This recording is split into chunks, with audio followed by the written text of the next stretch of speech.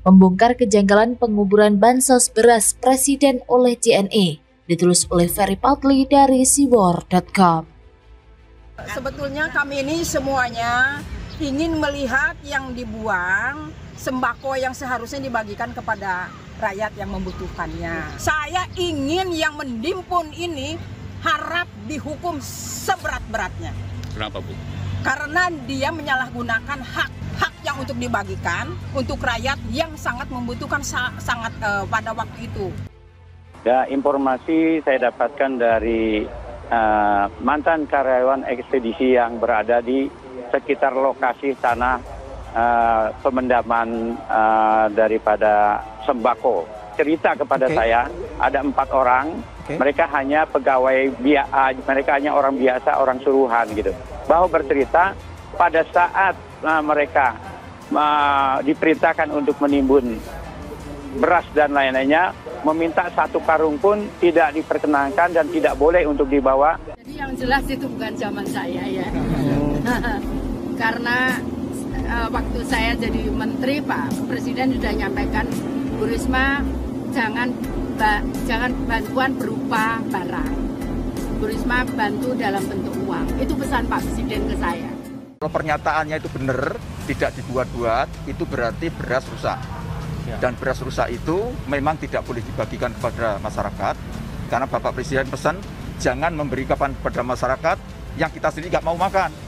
Jadi memang kemudian yang diberikan beras premium. Dan kita sangat korek memang, begitu tanda rusak tidak boleh dibagi. Tentu masih segar di ingatan kita bagaimana besarnya dampak COVID bagi perekonomian masyarakat kala itu. Semuanya kena tanpa terkecuali. Terutama masyarakat miskin terdampak banget. Bayangkan saja, mereka yang tidak punya tabungan tiba-tiba harus kehilangan pekerjaan. Secara otomatis juga akan mengganggu periuk nasi mereka. Karena jelas, tidak ada pekerjaan itu sama dengan tidak ada penghasilan. Untuk itulah Presiden Jokowi berusaha mati-matian untuk membantu warganya yang terdampak COVID tersebut. Tidak hanya fasilitas kesehatan yang diperbanyak dan diperbaharui, tapi kebutuhan pokok masyarakat juga disediakan. Jangan ada satupun masyarakat Indonesia yang kelaparan. Demikian kura-kura yang ada di benak Presiden Jokowi.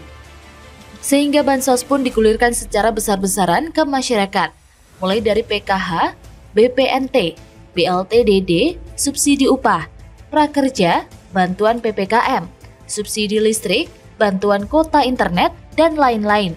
Termasuk bansos beras Presiden juga diberikan kepada masyarakat yang membutuhkan. Hanya saja yang bikin miris hati teriris-iris, ada juga loh pihak yang dipercaya untuk mendistribusikan bansos beras ini, tapi malah mengubur atau menimbunnya. Lantas, siapakah pelaku penimbun beras yang melakukan penggalian menggunakan alat berat di lokasi beras tersebut ditimbun, yang alokasinya memang berseberangan dengan gudang kantor JNE Depok? Hingga kasus ini menjadi viral dan tidak sedikit warga dunia maya yang mengecam aksi JNE tersebut. Khawatir citra perusahaannya rusak, JNE pun melakukan klarifikasi dengan mengatakan mereka telah mengikuti standar operasional prosedur atau SOP yang berlaku. Artinya apa?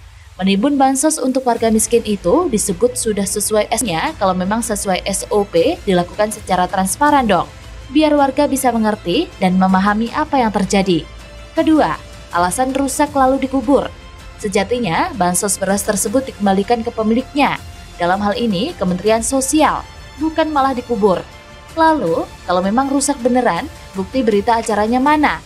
Kok nggak diperlihatkan? Nggak cukup hanya dengan omongan doang, Ferguson. Yang ketiga, lahan yang dipakai untuk mengubur beras.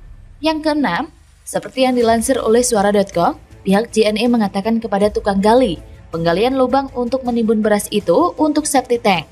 Jadi dengan kata lain, tukang gali tersebut sudah ditipu oleh JNE. Karena lubang yang mereka gali itu sejatinya untuk menimbun beras, bukan untuk tempat penampungan tinja. Oke lah, ada berita terbaru.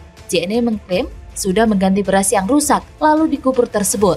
Tapi menggantinya ke siapa, Ferguson? Kemensos saja tidak tahu. Dan mana bukti tertulisnya? Lagi-lagi jangan hanya ngomong doang. Buktikan merahmu wahai JNE. Polisi mesti usut tuntas kasus ini. Bagaimana menurut Anda?